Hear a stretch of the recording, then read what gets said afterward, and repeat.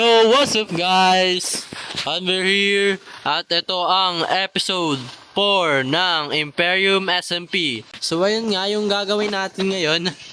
Ngayong episode 4 ay gagawa tayo ng freaking statue. Gagawa tayo ng freaking statue dun banda. Gagawa tayo dito banda. Ito yung space na gagamitin natin. Tapos, ito yung mga gamit na gagamitin. So, ayun guys. Let's freaking do this!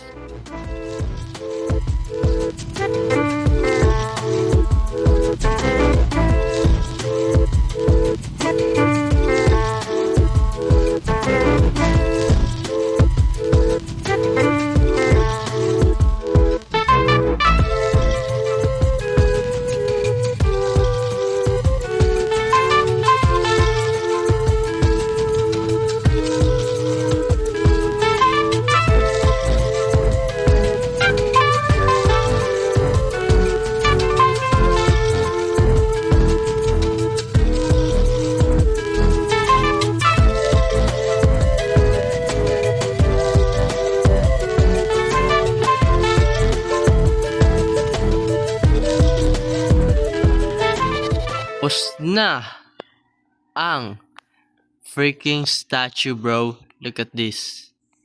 So, ayun nga. Shoutout kay Megray. Sa kanya galing yung tutorial. Kaya nagawa ko yan. Salamat sa idea. At nakagawa tayo ng freaking statue. Ang susunod ko naman na gagawin ay gagawa ko dito ng frog statue. Maliit lang dito na frog statue. So, ayun. Makikita nyo. Napaka-angas, pare. Panis. Nilagyan ko lang ng ano dun para di ka lang basta ganyan na yan. Makita nyo, pare, oh. Ayun, nilagyan ko na rin dito ng ilaw kasi may nag-spawn na mobs. Habang nag-screenshot ako dun, bigla ako napatay. Tapos na yung statue, pare. Let's go. So, gagawin naman natin ay Froggy. Froggy, bro. The Froggy. Enchanted tignan dito sa wall. Ay, sa bridge. Sa tulay na to. So, ayun. Dito natin ilalagay sa Froggy, bro.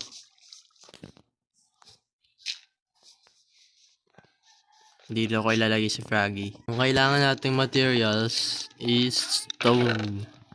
Tapos, andesite. Ano yun, mga si cobblestone. Pwede ba itong maging ayun, pwede. Let's go. Gagawin na natin siya. Ang nakalagay sa video, ganito daw. Mas maganda ba?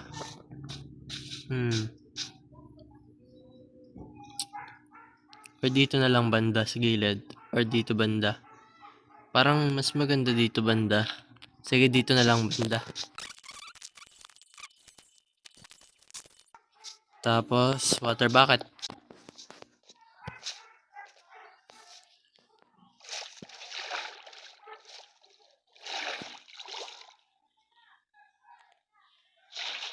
Yun, panis. Maganda dito siya tignan. Ngayon guys, maghanap na tayo ng frogs. So yun, para makahanap ng frogs, kailangan natin ng slime ball, syempre.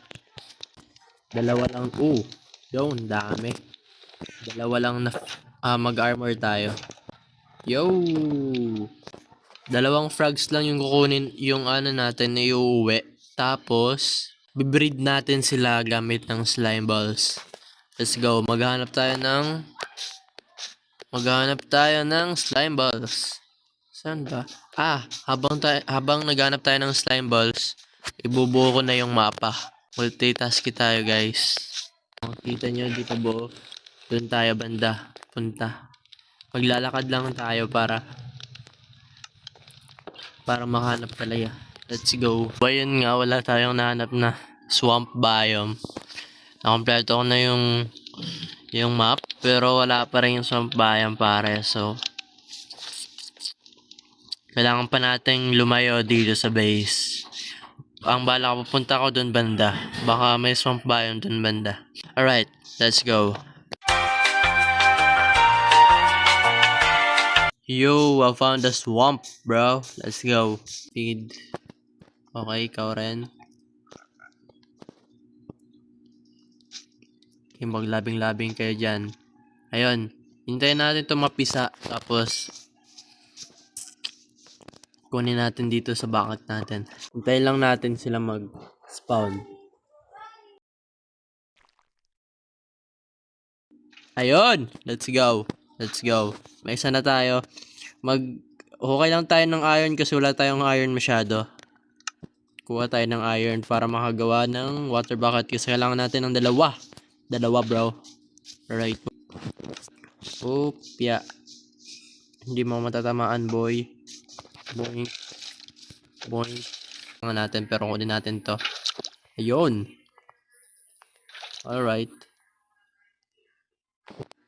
Alright. Isa pa. Yung. Gabi na. Enough, bro. Yo, nakawin na tayo, guys. We have 5. May 5 tayong tadpole at ilalagay na natin sila sa kanilang habitat. Yo, habitat, bro. Bang. Dito na kayo bubuhay magpakailanman. Yung isa, dalawa, tatlo, apat, sorry. 5 na sila, boy. Lalagyan na rin natin ng design, bro. Lagyan na rin natin ng design. Lilipad, lilitaw. Dito lang kayo sa habitat, bro. Dito lang kayo mabubuhay. Di ba 5 to? 1, 2, 3. Asan yung dalawa? Ayun. 1. Asan yung isa? Lumalangay na sila sa habitat. So yun, dadagdagan pa natin to ng lilipad. Kasi 2 lang yung lilipad. And 1 day lang daw, lalakan na yun. So mag-AFK muna tayo, guys. Dito banda. Tignan na natin kung naging frog na sila, guys. Asan na? Ala.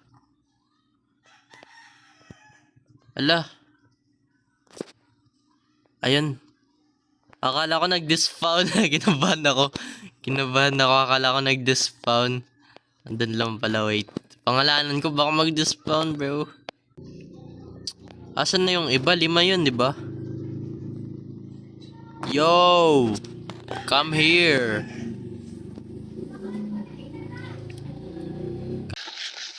You are not allowed. Tigbasin ta karon. Tali muna kita. Kunin ko yung iba. Dala yung nakita ko. 2 okay lang yan. Pwede ko naman silang i-breed.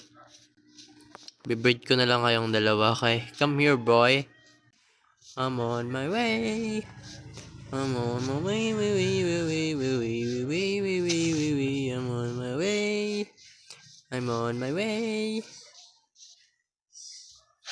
Ayusin natin to, banda.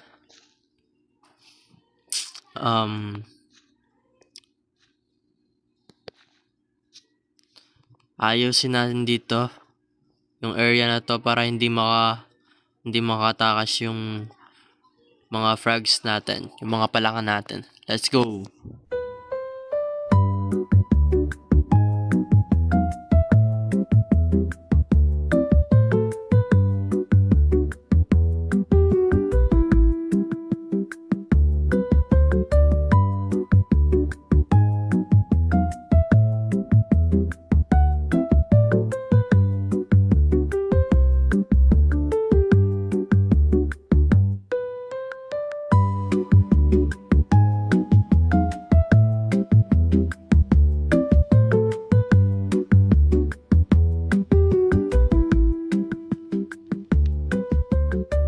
Tatawagin natin tong frog habitat. Kasi habitat siya ng mga frog, 'di ba? So ayun nga, may 3 tayong frog, hindi ko pa napapangalanan yung 3 kasi wala pala ako name tag. May name tag ako pero nasabugan dun sa nadamay ako sa away nila. So ayun, maghanap muna tayo ng name tag, papangalanan natin silang 3. Let's go. So, nakahanap tayo ng 3 freaking name tags. Naganap tayo sa anong tawag doon? Ang tawag para doon is Mineshaft, bro. Nahanap ko to sa Mineshaft. So, yun. Tatlo sila. May naisip ako. Pangalanan natin sila parehas lang sa Chipmunks. Alvin. Theodore. Original. Simon, boy. Ayun, lahat na sila na pangalanan. So, ayun, papangalanan na lang natin yung mga iba sa susunod. Pangalan natin sa kanila. Si una, si kalawa, si katlo. Right, yun na lang. Yung magulang nila, si Alvin, Simon, tapos si Theodore. So, yun, tapos na tong frog habitat. Ang gagawin naman natin ay gagawa tayo ng Christmas tree. Yo, kasi magpapasko na. Maghanap lang tayo ng spot, magandang spot, kumuha ng Christmas tree. Saan kaya? Sakahan, Christmas tree. Christmas tree. Kasi dito may statue na. Dito na lang sa gitna. Yes, dun sa taas. Para kitang-kita ng lahat. Yo! Dito tayo gagawa. Doon tayo gagawa ng Christmas tree.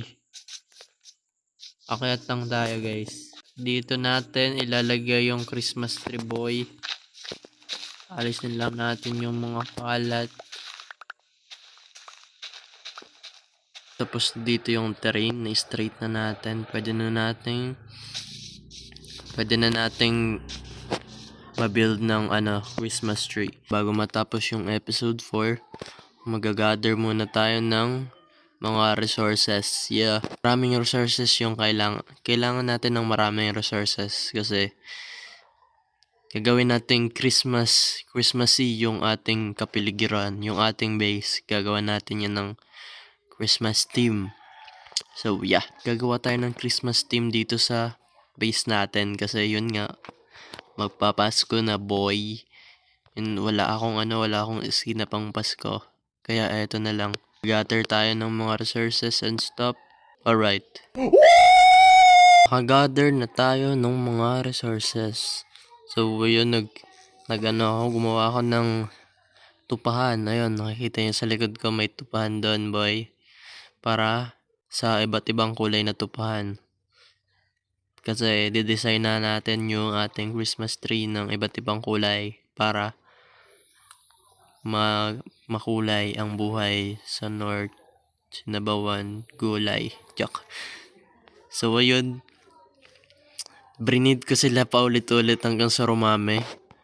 At bago ko sila brinid, kumuha muna ako ng mga tupa tas gumawa ako dun ng fence para makulong sila doon para di makalaya. So yun, tas brinid ko na sila lahat. At ayun, pagkatapos ko mag-breed, kumuha ako ng mga spruce leaves para sa Christmas tree natin, spruce leaves. Tapos kumuha na rin ako ng mga spruce woods. Kumuha na rin ako ng mga kahoy. Pagkatapos kukuha ng kahoy, pare, nag-travel ako para kumuha ng snow. Yeah, this freaking snow, bro. Para kumuha ako ng snow. So yun, nakakuha ko ng maraming snow. Tapos nakakita rin ako ng villager. Tapos yung village na yun, nag-spawn yung mga charge creeper. Nagda-naturally spawn dun yung mga charge creeper. Syempre, 'di ba, para makakuha ka ng mob heads, kailangan mapatay ng charge creeper yung mga mobs. So ayun, trinay ko makakuha ng zombie or skeleton na kulay white kasi may skeleton na kulay black na ako dito. Wither skeleton skull. Yung kulay white naman na skeleton na skull sana, or kaya zombie head.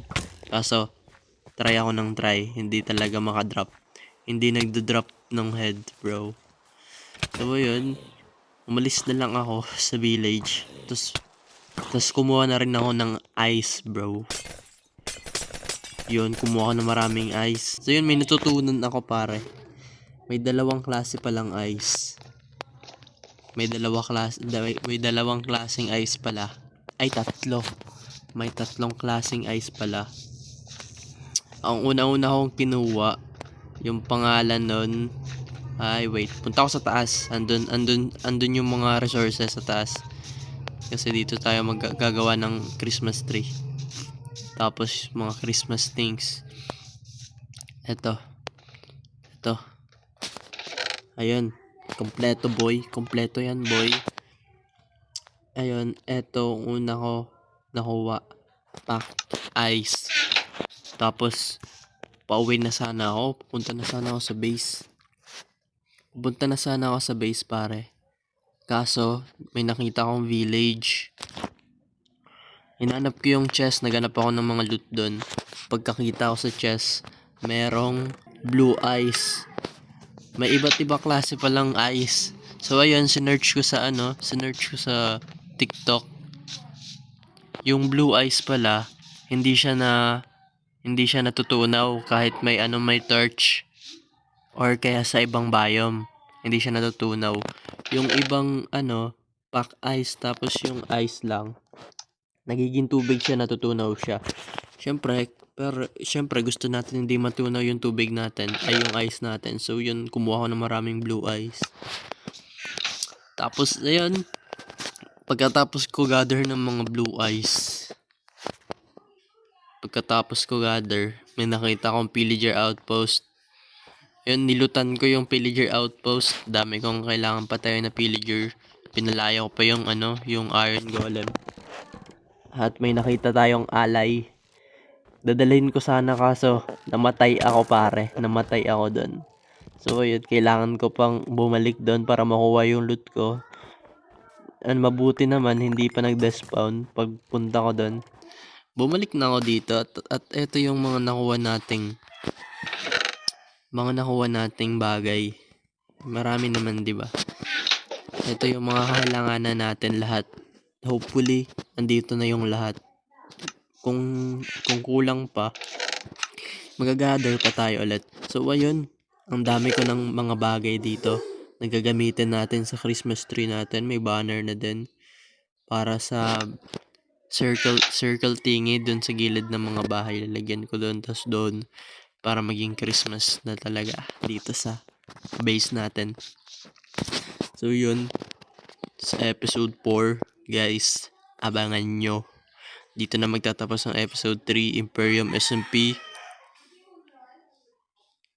Kung nagustuhan nyo yung video na to, baka naman, peace. Subscribe!